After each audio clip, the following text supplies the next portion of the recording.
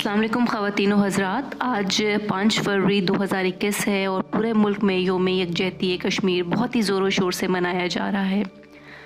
मुख्तलिफ़ जगहों पर नारे बुलंद किए जा रहे हैं। कश्मीर से मुंसलिक बैनर्स, पोस्टर्स मुख्तलिफ़ मकामात पर आवेज़ा हैं और वुज़रा जो है वो बुलंदोबांग नारे लगा रहे हैं। बॉर्डर पर इंसानी हकूक़ की ज़ंजीर का इनेकाद किया जा रहा है और जो हमारी नौजवान नस्ल है वो सोशल मीडिया पे स्टेटस लगाकर यकजहती का इजहार कर रही है। क्या ये सब यकजहती के लिए काफ़ी है? मेरा ख्याल है हरगिज़ नहीं। क्या एक दिन ये सब कर लेने का नाम यकजहती है? तो हम लोग बहुत ही गलत सोच पर हैं और एक गलत निज़ाम के तहत चल रहे हैं। यकजहती से मुराद एक हो जाना है बिलाशुबा। तो क्या हम एक हैं? अगर ये यकजहती कश्मीर के साथ है तो क्या कभी हमने ये सोचा कि हम कश्मीरी अवाम के साथ वो यकजहती, वो भलाई कर सकते हैं जिसके वो मुंतज़िर हैं? हम तो फ़िरका परस्ती में मुलव्वस हो चुके हैं, पाकिस्तान में सूबाइयत के निज़ाम पर चल रहे हैं और इसी दौरान हमने एक दूसरे को नीचा दिखाने के लिए हर तरह की बुराई का सहारा ले रखा है। नफ़रतों की दीवारें हमने इतनी बुलंद कर ली हैं कि सिर्फ़ और सिर्फ अपनी ज़ात के होकर रह गए हैं। तो फिर भला ये यकजहती के नारे बेबुनियाद हैं। यकजहती का मतलब समझने के लिए हमारे पास कुरान जैसी रोशन दलील मौजूद है जिसमें वाज़िया तौर पर यह बात कह दी गई है कि अल्लाह की रस्सी यानी कि कुरान को मजबूती से थाम लो और फ़िरक़ों में ना बंटो और अगर यकजान होकर एक दूसरे के साथ भलाई करने का हुक्म है तो हमें उस पर अमल पैरा होने की ज़रूरत है। ये महज चंद घंटे या चंद दिनों की तकरीबात मुनक्किद कर लेना काफ़ी नहीं है यकजहती का इजहार करने के लिए।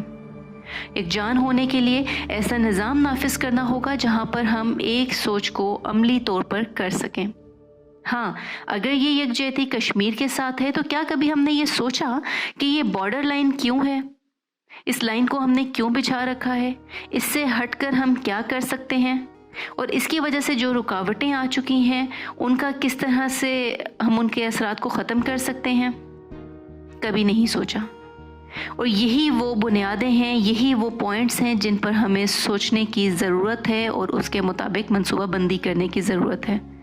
सो अगर सोचना है, यकजहती का इजहार करना है तो इन बुनियादों पर करना होगा और एक दूसरे की भलाई खुशहाली के लिए इक़दाम करने होंगे।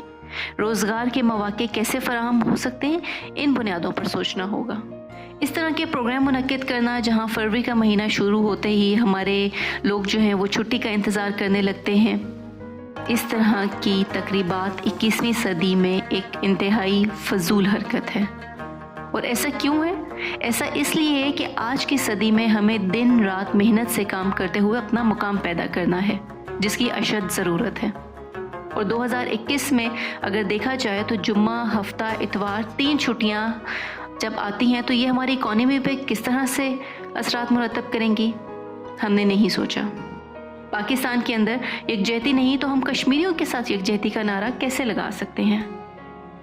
एक और फिक्र है जिस पे हमें सोचना है। फॉरमोस्ट ग्रुप प्राइवेट लिमिटेड, जिसका मंशूर इंसानों की फलाह बहबूद को सही और मुस्बत अंदाज में अमली तौर पर लेकर चलना है।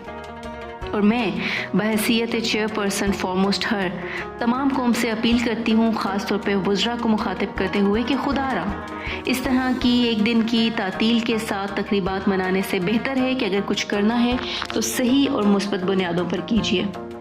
आज के दौर में कश्मीर की पसमानदगी का ये आलम है कि वहाँ की अवाम बुनियादी सहूलियात जिनमें सेहत, मयारी तालीम, उनसे भी महरूम है।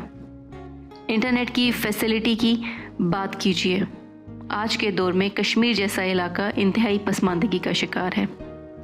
कश्मीर के साथ सही मानों में यकजहती के लिए फॉरमोस्ट ग्रुप के साथ हाथ मिलाइए। हम मिलकर इस यकजहती के सफ़र को आगे लेकर चलेंगे। अल्लाह ताला हम सब का हामी और नासिर हो। बहुत शुक्रिया।